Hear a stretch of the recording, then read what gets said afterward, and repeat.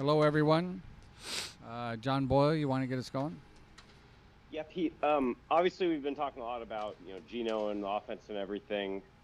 You got me? Gotcha. Okay. We've been talking a lot about Geno and a lot of stuff about the offense, but maybe we haven't talked enough about Shane and the job he's doing, scheming it up, calling it. Just what kind of job has Shane Waldron done this year? Yeah, I think he's really been on the money with our guys in utilizing all the personnel. The process of our preparation has been sharp, and we've been on it. We've been. You can see our game plans early in the games have been pretty effective. We've been pretty good in the first quarter. We've gone through some. We've been through a bunch of lives. It seems already. Remember we couldn't score in the second half. We've all kinds of things that have kind of happened already this year. But he's kept it together. He's kept really good balance.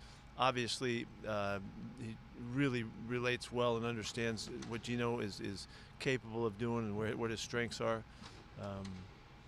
I think he's really utilized the whole thing well so far, and we know that we got a lot of room to get better though. But he's doing a great job. Bob? Yeah, Pete, can you just elaborate for us on what DK's situation is and what his when he may be back or? Yeah, I don't know that about when he can get back.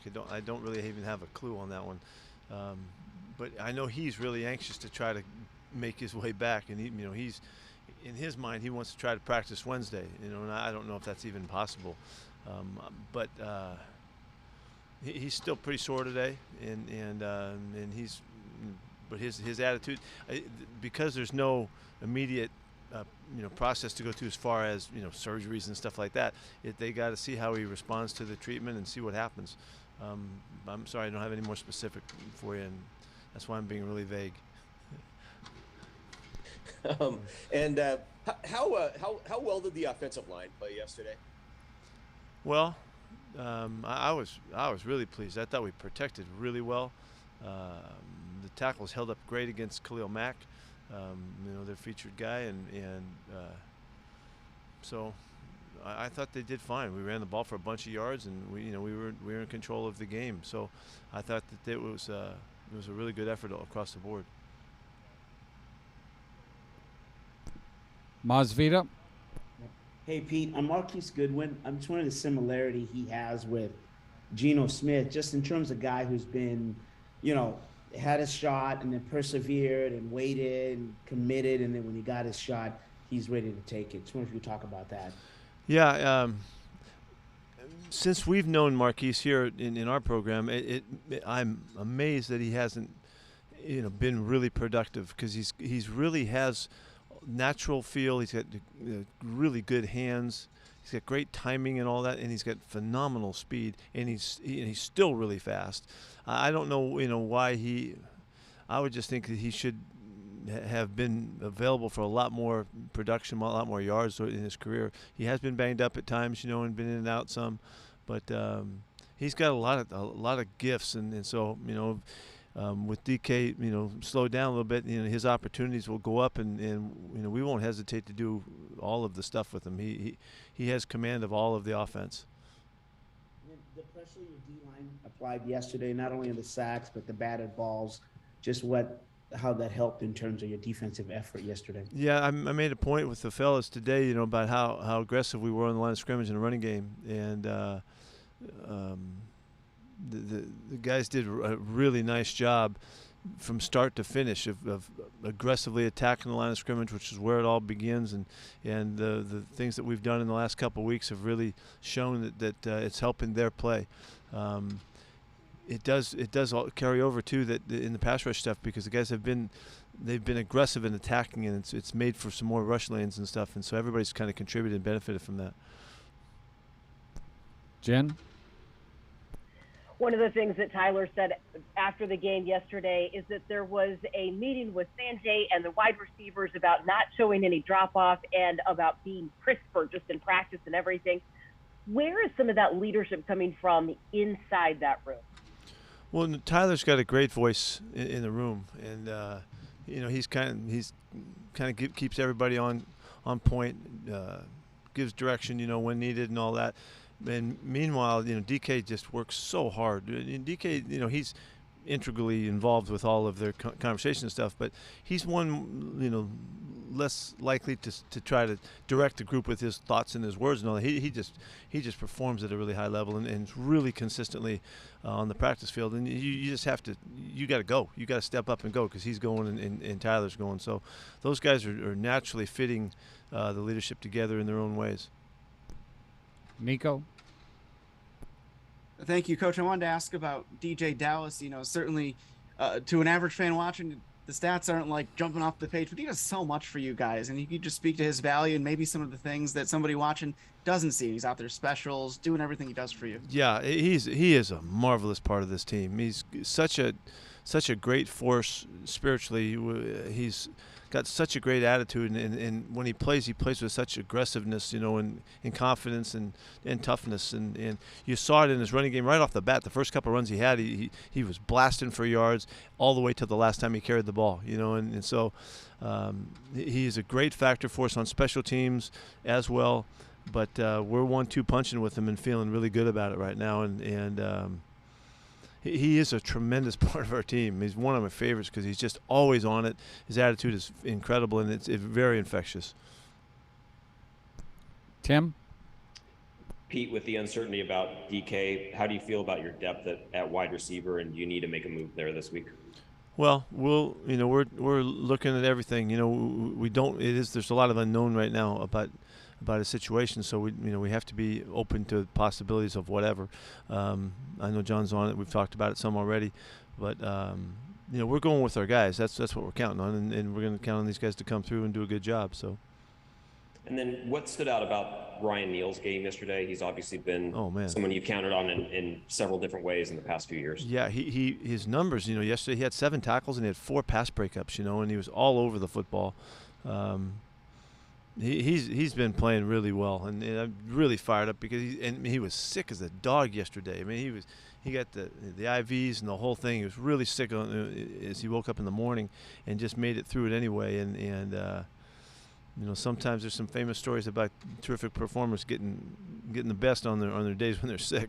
It is one of them. He had a great day, and so he just continues to be really active. His confidence is really growing. We're putting him in some good spots for him to produce and all, and he's really taken to it. So he's doing great. Michael Sean. Hey Pete, aside from maybe perhaps Will being the strongest blocker of the 3, would you say your tight ends have comparable skill sets? Colby, Noah, and Will.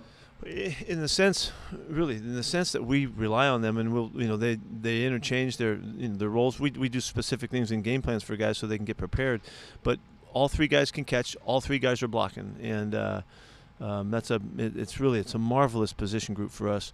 I don't know how much if I talked enough about Colby. He had a terrific game. He had some great blocks in this game, and his effort was physical and tough, as well as catching and running and all. But we really feel comfortable, and we know we have a variety of them, and we're not going to stick them in their roles where this guy only does this and this guy does that. We don't want that to happen. We want to be versatile with these guys because they can, and just to make it difficult for the opponent too. Excuse me. On the other side of the ball, how has the aggressiveness that you guys have applied up front with the D line impacted Jordan and Cody? Yeah, just watching the running game this week. We really attacked the line of scrimmage, and they had freedom to move behind the line of scrimmage. Guys were not getting off the ball on them, and they had the system calls for them to fit in the gaps as the flow of the play happens. They were available, and the guys. That's where it all starts up front, and then really starts with Al. And Puna had a really good game, and everybody that rolled through. Shelby had a good game. Miles did. They all did well. So. They make a go of it for the linebackers, and if they're clean, then they'll make a bunch of hits. But particularly in this game, the guys up front made the tackles more so than you've seen. Jordan was averaging 11 tackles a game, I think, and I think he had 7 or 8 or something this week. He just couldn't get to the ball, and they didn't run the ball very much either. Thanks, Greg. Pete, last night Ryan Neal told us that after the New Orleans game, the defensive leaders started meeting players only, going over schemes and making sure that everyone's on the right page. And he said that they did that when KJ Wright and Bobby Wagner and McDougald were here too. Do you think that, I don't know if you knew that or saw that, has there been a difference? Has that helped alone, the players just getting accountable to each other? Everything helps, and it's for them to communicate to them. They're the ones that got to talk to each other on the field, so the more they get on the same page and the more comfortable they feel, the faster they play. So we're encouraging them to get together as much as they can and spend as much time in particularly mixing the groups up so that they can communicate from front to back and side to side. That all helps. So our guys are working really hard at it, and they're seeking ways. They really are determined to play well, so they're seeking ways, to enhance that. And so we're encouraging all of it. And with Parkinson's blocking, is that even maybe better than you thought it might be now that he's healthy and playing regularly? It's and been I'm sorry. Go ahead. No, go ahead. Finish your question. I was going to ask how much also is motioning him and motioning your tight ends and pairing them on the same side when sometimes you have him and Disley, the touchdown run from Walker yesterday. How much does that help as well? Yeah, that's a pretty basic part of our stuff, to move those guys around a lot, and they do match up. They do, some combo work, and they have a lot of communication, so the intricacies of the stuff they do. Colby in particular, he's been a work in progress. He was a slot receiver in college a lot of the time, and was not a primary blocker. So it's taken some time to make that adaptation. He really did it when he was hurt early on, when he started getting stronger and lifting and doing all of that.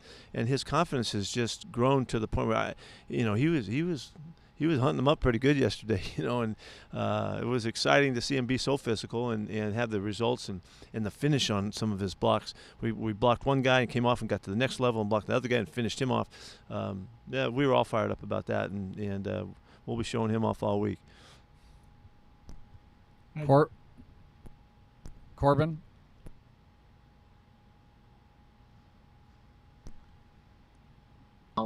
You're muted. Can you hear me? Got it. My Yes. audio has been going in now. Okay, sorry about that. Nice banner you back talked there. extensively about this rookie class and how they've surprised you. They've surpassed expectations, even what you thought they might do to this point. But would it be reasonable to say that Boye Mafe's run defense and setting the edge maybe would top that list in terms of surprises? Because he just wasn't known for that at all coming out of Minnesota. I don't single that one out as the top surprise, but he has done a nice job. He's really shown he's really powerful. He's a powerful guy. He's around 260, 262 or something like that. So he's not the biggest guy, but he's bigger than some of the guys, that play the spot. But his power is generated from just overall strength and his explosiveness. So it's showing up. It showed up right off the bat in some really crucial situations yesterday. So he's playing. He's getting a lot of playtime now, and he's earned it. He's got it because he's shown us that the physical side of it. He can handle his assignments.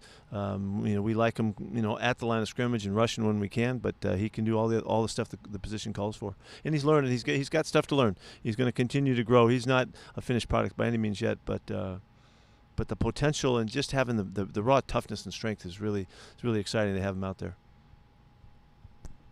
Brady? Pete, just what's been your impressions of Ken Walker since he's taken over as the lead guy? He's pretty natural. He's natural at the kind of the job description. His attitude is really strong. He just wants to stay on the field. He doesn't want to come off. He doesn't looking for a break. Toughness, elusive, creativity. And then his speed is incredible, and so he's got all of the elements that we're looking for. And I thought that was a good game for him. He got 20 carries against something and close there, and he looked comfortable and picked and chose his moments to burst, and he did a lot of really instinctive, cool things. And so he's just getting started. He hasn't done anything twice yet, so it's real positive for us. And do you expect Travis Homer to come back to practice this week? Yes. Yeah. We're going to get some guys back this week. This is going to be an interesting week to see who can make it through the week, and take the workload coming off the rehab stuff, and see if they can help us on this weekend. But we're going to get some guys back. Thank you. Shane? You guys have gotten a few more wide receivers involved the last couple of weeks with D. Eskridge last week, Marquise yesterday. I guess, what have you seen from those guys as far as their progress, getting up to speed on the playbook, and how important are they now that DK's status is kind of uncertain? Well, it is important that those guys can contribute, and you're right. Yeah, Eskridge has really started to get comfortable, and he shows you the explosiveness and the toughness. He still shows the newness, but he's doing well. And good blocker, good aggressive blocker. Marquise will continue to show in more areas. There's nothing that he can't do in the system and all that, but it's hard. There's only so many guys out there that can play and so many balls that they can catch. So, but this opportunity, he will jump at it right now. There's no doubt that if DK can't go this weekend, those guys are going to play a bigger part. So we're going to need him to come through.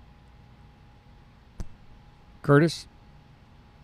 Yeah, Pete, you called this team the fastest one you think you've had back over the offseason here. I think Tariq, Xavier, Joey Blunt, Ken Walker have all gone over 22 miles an hour this year. How are you seeing that speed manifesting itself on the field for you through 7 games, and where do you think it's showing now?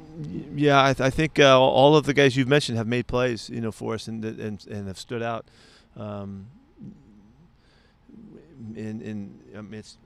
It's pretty obvious, these guys are fast and they can make stuff happen. They can chase things down. Explosive suddenness, all has shown up. Joey Blunt in particular, is the guy who came to us as a free agent, has had a really good start. Even missing a game, as soon as he jumped back out there, he made a bunch of tackles, and he's a factor for us. And he's working. He's working to get some playtime too. So it's great that guys are doing a good job. They're on the roster for game day, so we got to make sure that those guys are available if we need them. But it just helps in terms of production, and elusiveness and stuff like that. And, everybody's running and everybody's going. Really, it's the defensive coach's best friend, and you can run, and those guys make up for stuff and miscues and things like that with their speed. Bob? Yeah. How did Bruce Irvin play yesterday? Bruce did well. He did a good job. He jumped right in, made a play right off the bat, was aggressive, he got close a couple times in the rush. It was a really, really good first outing for him. He felt good about it. Timing was there, and it wasn't a big jump for him at all. He's ready to go. And I wanted to. The play where they called Austin Blythe for a false start. What did they tell you about that? And then TV caught you sort of telling Gino to calm down during that scenario, and then he throws the 12-yard pass on 3rd and 11 right after that. So just what did they tell you about that? And that was the signal for the 12-yard rip it and make a first down. What was the first guy you asked about? No, the penalty on Austin. Oh, yeah, What did they tell you? Yeah. On that one, what can I tell you here? They said that he influenced the guy to jump off sides with his movement, and so that's why they called the penalty on us. And so he was doing something that he always does. It was a normal movement for us, but that's the way they saw it. So not to complain, that's just the way they called it. John Boyle.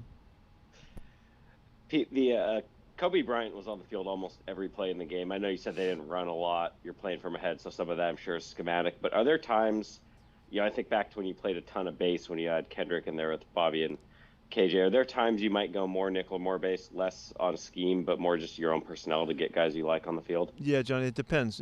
There's different reasons. It depends on what their other guys are doing. Sometimes if they're not – if they're trying to run the football or they're not trying to run the football, that can dictate some stuff. And then, we do things to change up, and we try to use our guys where they can interchange and play different spots, but we play the same stuff, so it's not a burden on the learning, but yet, we can utilize different players in different situations. Colby's got enough flexibility to him that Kobe can he can make the tackles in the running game, and he can come off the edge and pressure, and he's really improving in his understanding of the nickel position and stuff. So he's just getting better. So it warrants. I mean, remember too that he's the one guy who went 3 or 4 games in a row knocking the ball out. So we want him out there, because you don't know when he's going to get the next one. But that's basically it. It depends on the individual players, and then it also depends on what's going on in the game. So it's a variety of things that dictate that. Last question, Greg. Since we're not going to talk to you till Wednesday, is it fair or accurate to say it's pretty unlikely Metcalf plays on Sunday? I don't know that, Greg. I don't know. I'm going to leave it wide open in that one. I know what he wants to do, so I'm going to kind of follow him a little bit in this one. I'm sorry, I can't call it. Let's give us a couple days to let it cool down, see what's going on. Well, he won't get extensive work on Wednesday regardless. We're going to take care of him and make sure we're doing the right thing, and we'll just see. And unfortunately, we don't know. Sorry. Thank you, everyone. Okay.